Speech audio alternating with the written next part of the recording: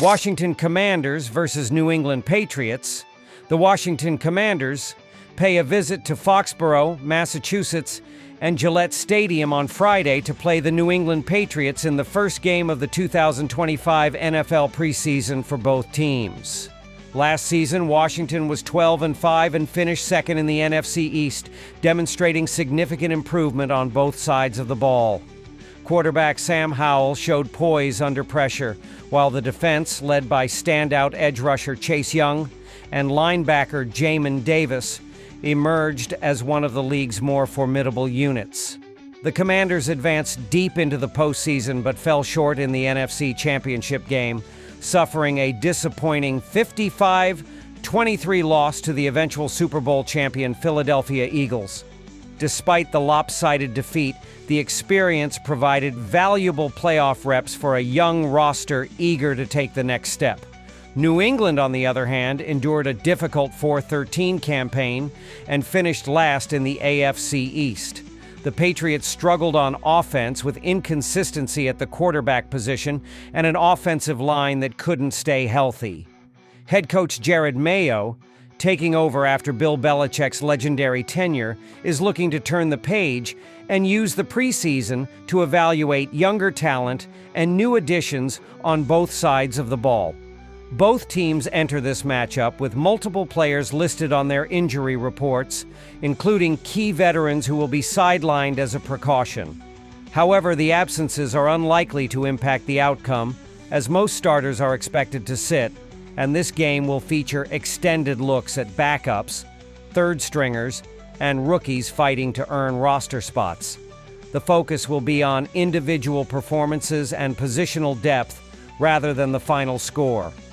Washington enjoyed its most successful campaign in over 3 decades during the 2024-25 NFL season, making a deep playoff run that ended in the NFC Championship game against the Philadelphia Eagles. That postseason appearance marked the first time since the early 1990s that the franchise had advanced that far, igniting new hope under head coach Dan Quinn. Quarterback Jayden Daniels was a revelation in his rookie season, showing poise, arm talent, and mobility that helped jumpstart a once stagnant offense. To continue building around their young quarterback, Washington made significant upgrades this offseason. They traded for star wide receiver Deebo Samuel to give Daniels a dynamic, yards-after-catch weapon, and added Pro Bowl left tackle Laramie Tunsil to fortify the blind side and offer consistent pass protection. Defensively, the Commanders also bolstered their secondary by acquiring veteran cornerback Marshawn Lattimore and drafting Trey Amos in the second round. These additions are part of a clear strategy to improve the team's defensive backfield, which struggled against elite passing attacks during the playoffs. While Samuel and Lattimore are unlikely to log significant minutes in Friday's preseason opener, expect both to be gradually worked into game action over the next few weeks as the coaching staff evaluates chemistry, conditioning, and system fit. Their presence will be especially critical in joint practices and later preseason contests. 2 critical position battles highlight the Commanders' preseason storylines. On the offensive line, the right tackle and right guard positions remain unsettled. First-round pick Josh Conerly Jr. will compete with experienced lineman Andrew Wiley for the starting right tackle role. Although Conerly is expected to start in Week 1, Wiley's veteran presence provides serious competition and could alter the depth chart. At right guard, Nick Allegretti and Nate Herbig will battle for the top spot, while Sam Cosmi continues to rehab from his ACL tear. These trench competitions will shape how well Washington protects Daniels and establishes a run game, both essential components for sustained success in 2025. The Patriots are hoping to reestablish their identity on both sides of the ball. Drake May, the team's first-round quarterback, is locked in as the Week 1 starter. But like many starting QBs, he is unlikely to play in the preseason opener. The team made substantial efforts to improve its offensive line, a major area of weakness last season. New England drafted promising left tackle Will Campbell and signed veterans Morgan Moses and Garrett Bradbury to bolster protection and stability in the trenches. Additionally, the return of offensive coordinator Josh McDaniels adds familiarity to a franchise looking to rediscover its footing. McDaniels' offensive system will take time to implement, especially with a young quarterback under center. The preseason will serve as a proving ground for New England's backup quarterbacks and second-tier wide receivers, many of whom are fighting for roster spots. The Patriots' offensive cohesion, or lack thereof, will be a key storyline to monitor throughout August.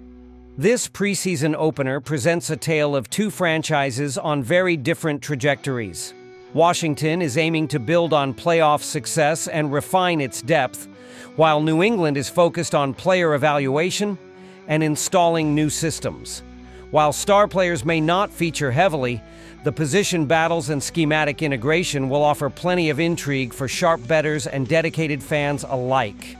New England made one of the more notable offseason moves by acquiring veteran wide receiver Stephon Diggs, giving rookie quarterback Drake May a proven deep threat and reliable target for his development. Although Diggs is still recovering from a torn ACL and is not expected to participate in the preseason, his presence looms large over a wide receiver room that is undergoing significant evaluation. Kyle Williams and Pop Douglas are currently penciled in alongside Diggs as the starting trio, but the rest of the WR depth chart remains wide open. Kayshon Boutte, Kendrick Bourne, Efton Chisholm III, and rookie Javon Baker are all expected to see extended preseason snaps as they compete for what could be just two remaining spots. With roster cuts looming and the Patriots looking to revamp their offensive identity, expect aggressive reps from these receivers as they attempt to carve out a role. The position battles aren't limited to the offense. On the defensive side of the ball, the weak side linebacker spot is up for grabs. Jelani Tavai, Christian Ellis, and Jack Gibbons will all get looks throughout the preseason as they vie to start next to middle linebacker Robert Spillane. With so many moving parts on both sides of the ball, expect a high-intensity effort from players trying to prove themselves, especially in a game environment where job security is at stake. Historically, preseason games involving the Patriots tend to be low-scoring, and the trends support this. The total has gone under in 14 of New England's last 20 preseason contests. This comes as no surprise, considering preseason games often feature backup quarterbacks, second-string linemen, and simplified schemes on both offense and defense. These matchups tend to be sloppy and conservative, especially early on, leading to fewer big plays and more stalled drives. This year, the Patriots also face the challenge of integrating a new offensive scheme under returning offensive coordinator Josh McDaniels. As the team works through new terminology and play-calling tendencies, expect a heavy dose of rotation under center. The battle for the backup quarterback role will be something to watch, with May unlikely to see extended time and Bailey Zappe and Joe Milton competing for the number 2 spot. A quarterback competition combined with wide receiver uncertainty could ironically provide a spark in the passing game, especially in the second and third quarters when roster hopefuls typically get their reps. On the other side, Washington enters the preseason with its own set of question marks. Notably, veteran receiver Terry McLaurin has requested a trade, creating potential tension in the locker room. This off-field distraction could impact on-field performance, particularly among younger receivers trying to make an impression amid the uncertainty. Head coach Dan Quinn has already hinted that first-round quarterback Jaden Daniels won't play much, if at all, in the preseason opener, which leaves Washington relying on backups who struggled in limited action last season and may not inspire much confidence against a more experienced opposing defense. Washington's track record in preseason games under Quinn has not been encouraging. The Commanders are just 3-7 against the spread in their last 10 preseason home contests, with limited offensive firepower on display. potential locker room distractions, and a focus on evaluating depth rather than winning, it's hard to justify backing Washington in this spot. All signs point toward a low-scoring, sloppy affair. The type of game where New England's depth and battle-tested coaching staff under McDaniels and new head coach Jared Mayo may find ways to out-execute an unfocused Commanders team. In preseason games where execution and discipline often separate winners from losers, the Patriots' emphasis on fundamentals and situational football could give them an edge. Their roster is filled with hungry backups fighting for jobs, and their coaching continuity, even with Mayo now in charge, should provide consistency in both preparation and in-game adjustments.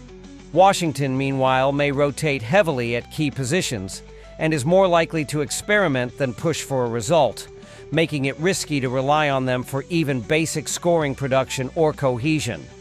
After analyzing both teams, my pick for this match is New England Patriots winner. Drop your thoughts and predictions in the comments box. Cleveland Browns versus Carolina Panthers. The Cleveland Browns and the Carolina Panthers will open their preseason schedule on Friday night.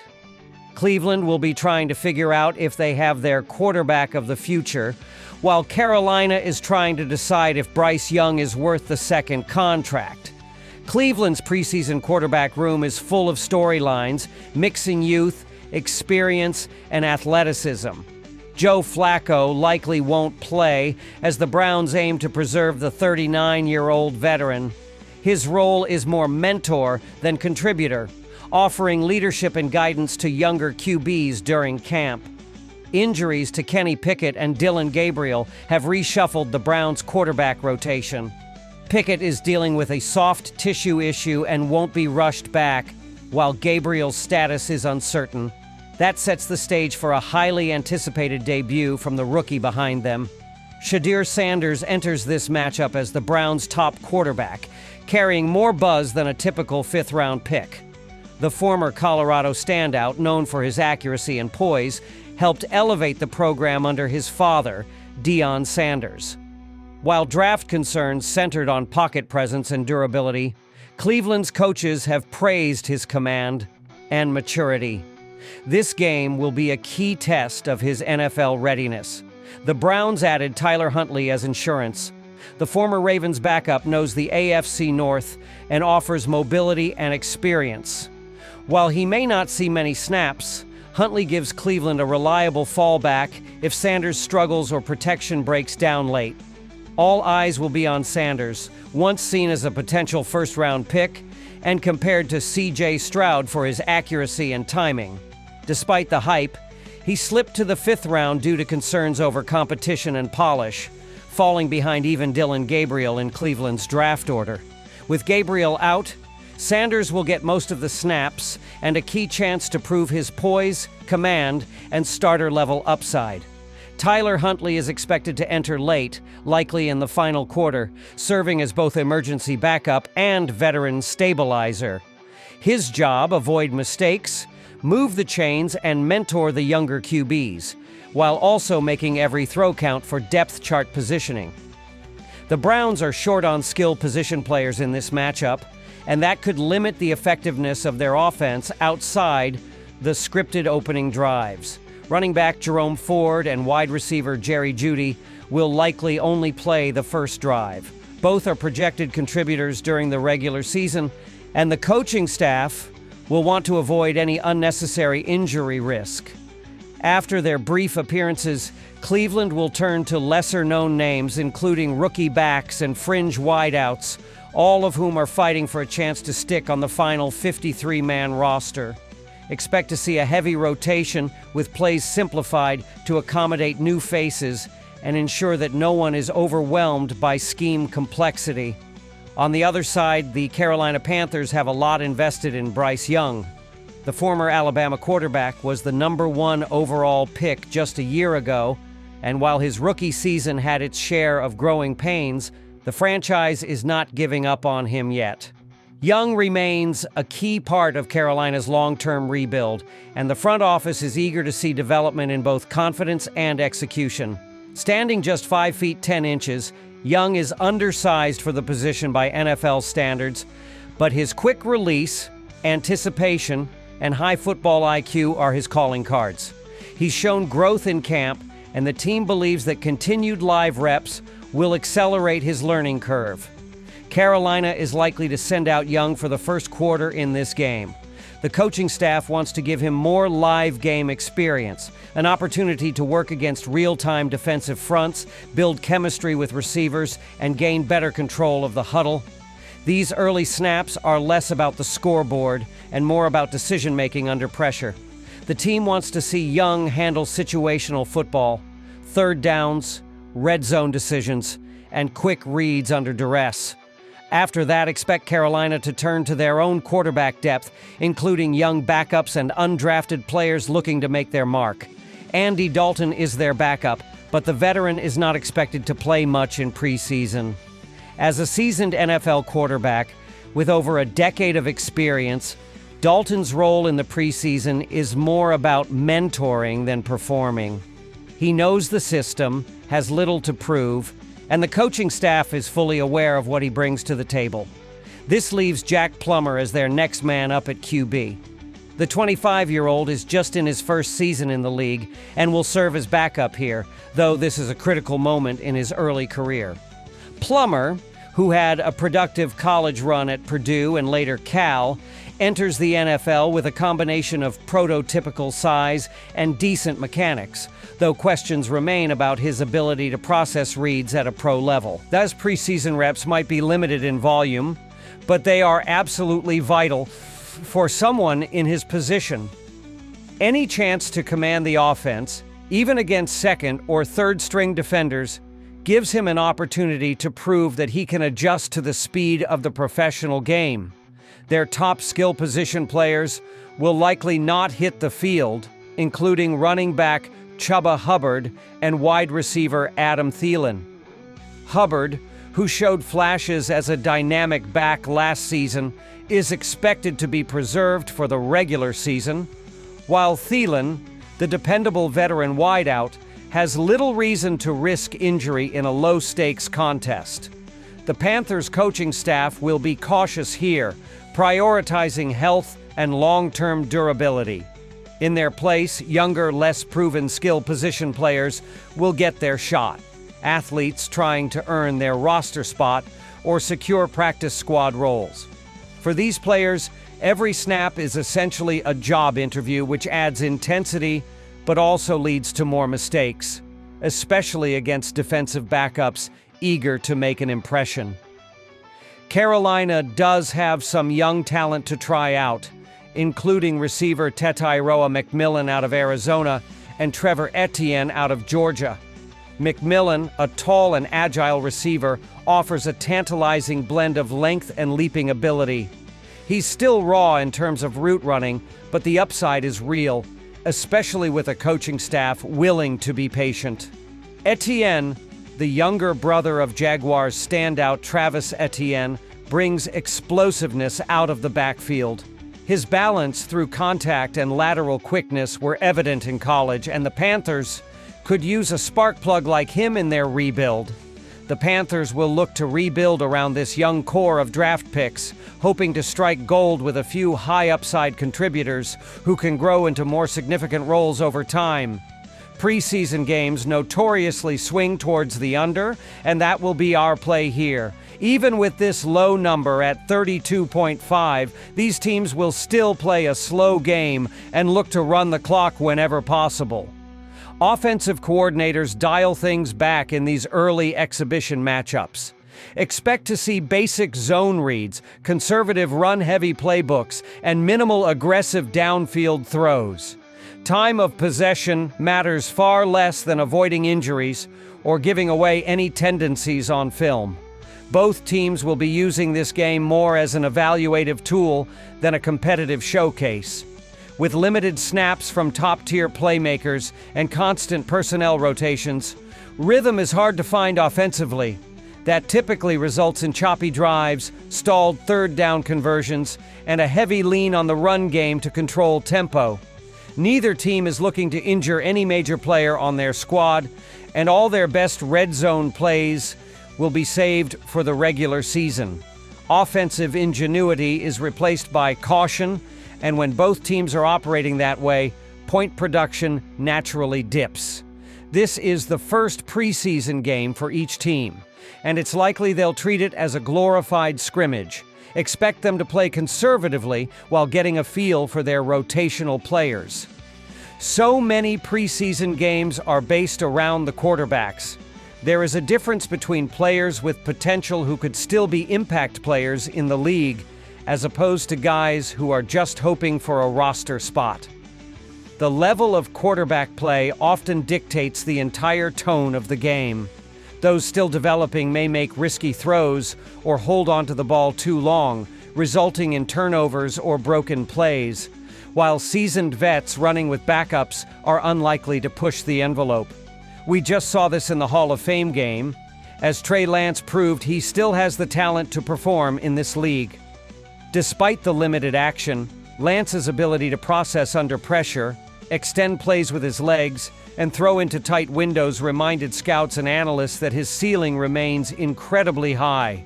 In this game, Shedeur Sanders needs to make an impact. Flacco will likely be out, as well as Gabriel and Pickett. That paves the way for Sanders to take the bulk of the reps. Sanders is likely to play over 75% of the snaps, and he was viewed as a potential #1 overall pick during his college career. His college tape showed a poised leader with high football IQ, touch on deep passes, and deceptive athleticism, traits that, if on display here, could skyrocket his standing in camp.